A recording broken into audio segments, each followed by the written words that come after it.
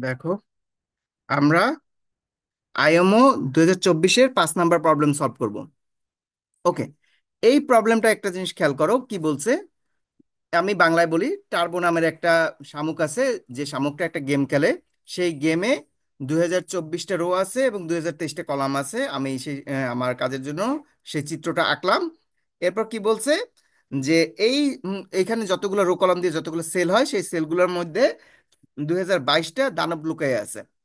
এবার সেই শামুকটা মানে টার্বো নামের শামুকটা জানে না কোথায়, প্রথমে জানে না যে কোথায় কোথায় দানবগুলো আছে। কিন্তু সে জানে যে প্রত্যেকটা রোতে একটা করে দানব আছে।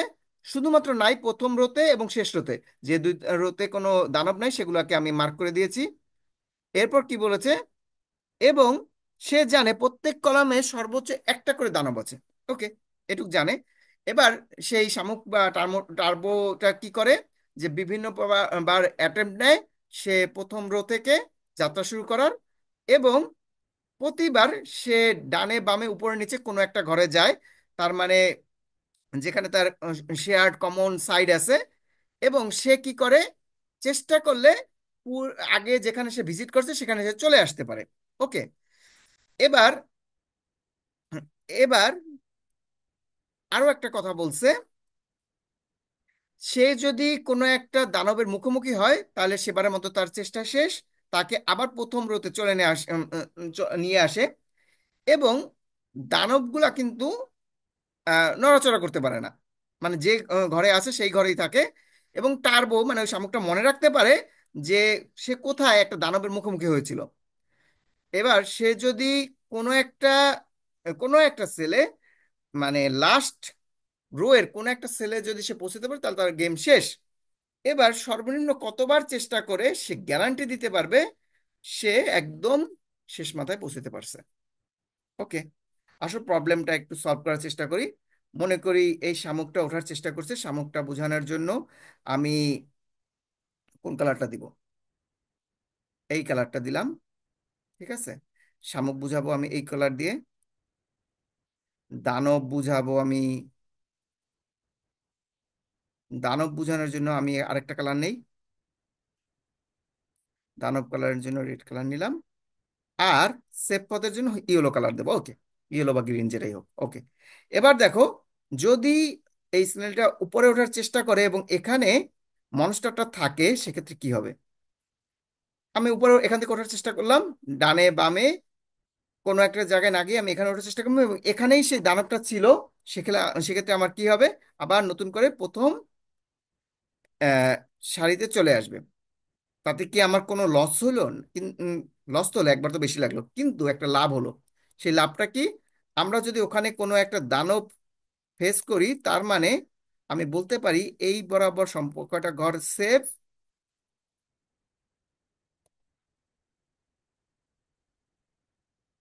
এটুকু বলা যায়। এবার কোনো ক্রমে যদি এই শামুকটা এখানে আসতে পারে, এই যে টা টা টা, এখানে আসতে পারে, তাহলে সোজা এক দৌড়ে উপরে চলে যাবে। এর জন্য শামুকটা কি করবে, বাম পাশ থেকে ওঠার চেষ্টা করবে, এখান থেকে ওঠার চেষ্টা করলো। কিন্তু আমাদের যদি ভাগ্য খারাপ হয় এখানেও দানব থাকতে পারে। সেক্ষেত্রে কি হবে, সেক্ষেত্রে আমরা আরেকটা জিনিস জানলাম, এইটুক পথ আমার সেফ। সেই সেফ পথটা মার্ক করি। এবার শামুকটা কি করবে, সে সোজা এই পথে যাবে। এই এই এই এই এই, ঠিক আছে, বুঝা গেছে কোন পথটায় যাবে। That's fine. আমাদের কিছু তার কতবার লাগলো, 3বার। মনে হচ্ছে সলভ শেষ না? না, এখানে একটা টুইস্ট আছে। টুইস্টটা কি, আমি প্রথমবার চেষ্টাতে মাঝখানেই দানবটাকে পেয়েছি। আমার চেষ্টায় তো মাঝখানে দানব নাও থাকতে পারে। থাকতে পারে কোথায়, কর্নারে। কর্নারে থাকা এবং মাঝখানে থাকার মধ্যে সমস্যা কোথায় আসলে আমরা সেটা দেখি। মনে করো আমরা দানবটাকে পেলাম এইখানে, কোথাও পেলাম না, কিন্তু আমি পেলাম কর্নারে। সেক্ষেত্রে কি হয় দেখো, সেক্ষেত্রে আমি বাম সাইড থেকে ওঠার কোনো জায়গা নেই। আর যদি এই কর্নারে হতো তাহলে আমার ডান সাইড থেকে ওঠার কোনো জায়গা নেই। তবে এটুকু জানি, আমার এই ঘরটুকু সব সেফ। সেফ ঘরটাকে মার্ক করি। ওকে, এরপর যদি আমরা এখান থেকে উঠতে চাই, শামুকটা এখানে গেল, এখানে গেল, এই পাশ থেকে যাবে। আমার ভাগ্য যদি খারাপ হয় এখানেও আমার মনস্টার থাকতে পারে। তখন যদি আবার পরের ধাপে আমি চেষ্টা করি, না আমি এই পথ থেকে যাব, এখানে এটুকু সেফ, এটুকু সেফ, এটুকু সেফ। এবার দানবটা চেষ্টা করলো, ওকে, এবার শামুকটা চেষ্টা করলো এই পথে যাবে, কিন্তু আমার ভাগ্য খারাপ হলে এখানেও আমি দানব পেতে পারি। তাহলে কি আমার তিনবারের বেশি লাগে? এই ক্ষেত্রে আমরা কি করব? এই ক্ষেত্রে প্রসিডিউরটা একটু ভিন্ন। কি দেখি, নো ফিল করে দিলাম। এখন দেখো, এই ক্ষেত্রে আমি শামুকটার পথটাকে একটু কালার করে দিতে দিতে যাই, তাহলে আমি বুঝতে পারবো।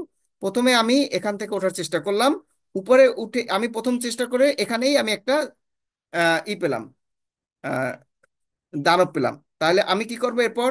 উপরে যাব, এইখানে যাব। যাওয়ার পর আমি আর সরাসরি উপরে না গিয়ে পাশের ঘরে গিয়ে এইখানে যাওয়ার চেষ্টা করব।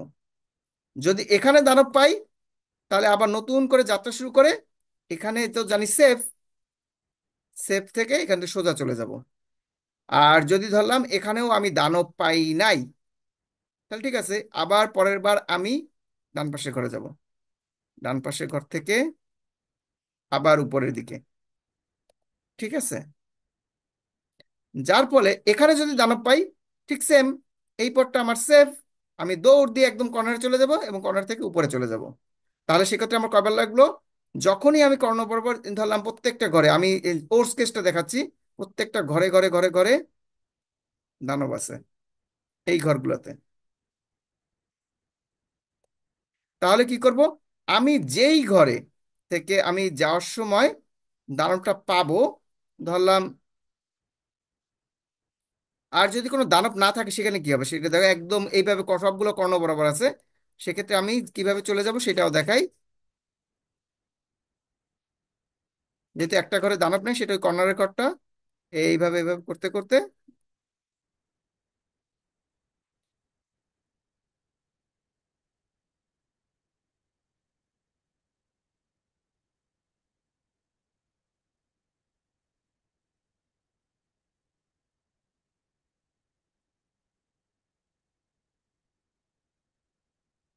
আমরা একদম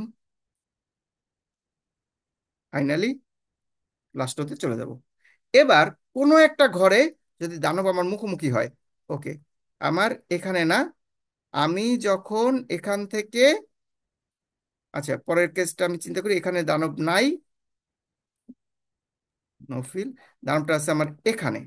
আমি যখন ডানে চলে গেছি, ওই সময় দানবটা ফেস করছি। সেক্ষেত্রে কি করব? ওকে, ডানে যাওয়ার সময় আমি দানব ফেস করছি, আমি আবার একই পথে এসে এই পথে চলে গিয়ে সোজা উপরের দিকে চলে যাব। এখানে আসব, বামে যাব, উপরে চলে যাব। অথবা,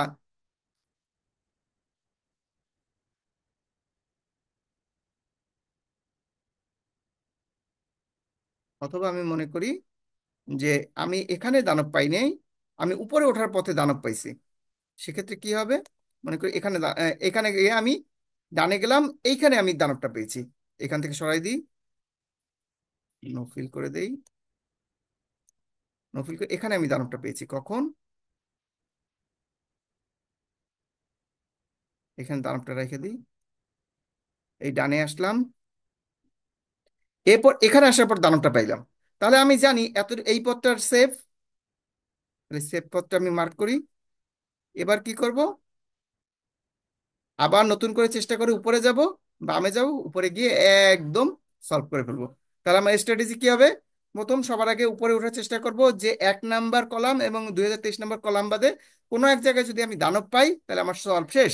যদি তা না পাই, তাহলে 1 নাম্বারে বা 2023 নম্বরে পেলে কি করব সেটা তো আমি সলভ দেখালাম। এটি হচ্ছে আইএমওর 2024-এর 5 নম্বর প্রবলেমের সলিউশন। আশা রাখি সবাই বুঝতে পেরেছো। ধন্যবাদ সবাইকে।